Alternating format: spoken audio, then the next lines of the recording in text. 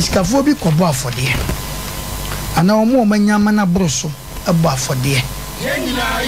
na yɛnim kura no ati bi ne ho bi afɔdebɔ na ɔmo bɔ ne so nyame ani pa ehu sɛ yɛ maame yɛ nana yabrewa bi ɔno de obenya no a wodi ni dade no ɛna ɔde kɔbɔ afɔdeɛ na so awurade ani ma ne broso ya na nipa bebre nim sɛ kyɛ sɛ wonya bi ma ne broso ansa na wayi bi ama bakasa afe no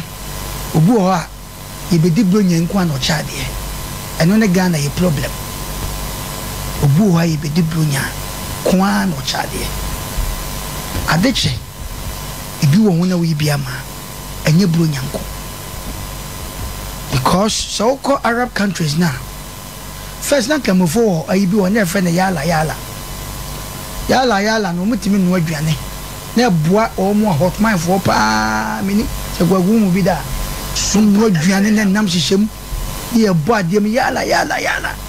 tu ye hot guy bi na hye dem a okwa na o do pretty nti ade na nka odi wia na nka do nsa anwafo so obi saa na mo do nsa fefa nipa na ho but yala no bu a wo kwa ani brebo ne nti no fa di pretty no tie gu no da ko hye dem na boa nti ni nya ya for the bo e pese kan nya ne se ekom di obi eye dan ya bronya ya ka ho asemi ekom di obi eye dan obi su benya ma na broso ne mmom ye besre ye nsa den nsa yem ye de kan nya ne sampa se de wanyanya sa na obi anya no mobuhufo asema ya tume bi ofosuo ye na mo obi nkonsuo ma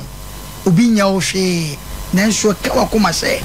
baba we ana minwa be men minyi bi ma no okay to fojo de pese ka nyina ne se na no achi no be sa no ma we nyina so a fagide ta kire se wo botaya wo de ye na Nyankopon so de e be ya ma fojo me das okay the nation's anchor fojo me amre papa ye o tetefo no no munim maami hiani no wo akura ase no okọ afuom wo tuba nche enkwan no ye tasa nam negun na momone ba ko daase na enso wo fufu a o chese fi pamfo ni nyina obi abenya biadi na wa wantima no aduane anadwo no ye hu hawo enso ne kuma se fie bia ye firi mu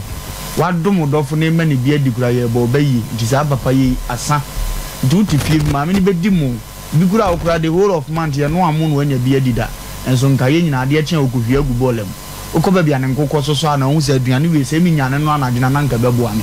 enso yente sa ne ma na sinti da bia ngofo buada na ngofo to aduane gu tie kasa mere papa ye da yen kasa tam 2 billion ko che obi we num nyina ya ne man ketegete na tetefo no wo vision e wo ani so ade huna no omo ya na tete nkofo house ti ma me ni conference wa wo madu otimi hwe omo ni se ntine se ne wo fa no abi no obetwa aba ne ante no abi obetwa aba ti ne mani nhunu hawo ti no aso wo nkora na na da ache de mfaso abere fie no omo so no mado ye no no papa ye no no ono akọ afuom a hu se ne board ya bayi a hu se o prot ye one pe no wo fu unu ya hwe no oba no opan esa ninu ya mikotwa board ye bi na gu a be bra se kwa diwe na fafra fufuom na nkura nya bi ni nti ye hwe na nanom no mo pa do ye we nyina aka hu ni o nyinje bebrebe a o manya na ye to a ye bo wo mbayi no ikotam bi obi ko ni nhira so wo hira no papa asomasi de maami asomasi de onya nkwada na da ye nso ye nya bibi adi enso na me ne wo de ye nya ye nko an ye die ndi akwa na ekwa wasi nya mbetua ne kase na no mo pa wo tugu bole mu pa na me metia na kom de ye wo se da biara da na de hauda ya bra bo so na da yitiri so nya me esre woni pa bia ne se buro nyan obi sika hye obutum tiketua bia betuma dua na mantem wo no ampa han wan wurum tu fi se wo mo bra ba wo pie firi fi ona wo ba obi so abobo ntabo no da mu nsuo mazase ne so edi wan wurum no wo bibi wo mu a wo so wo mpa wo de man yo dan tab mu anko be di ada so ani nyina ya adoye hwe ne dua bibi wo bi bram no nkan hyira nsam kire wa fiwe na afia ye ko wuram na urade de adane ne ma de ama me maame ani ta wo tezo akia ma gene so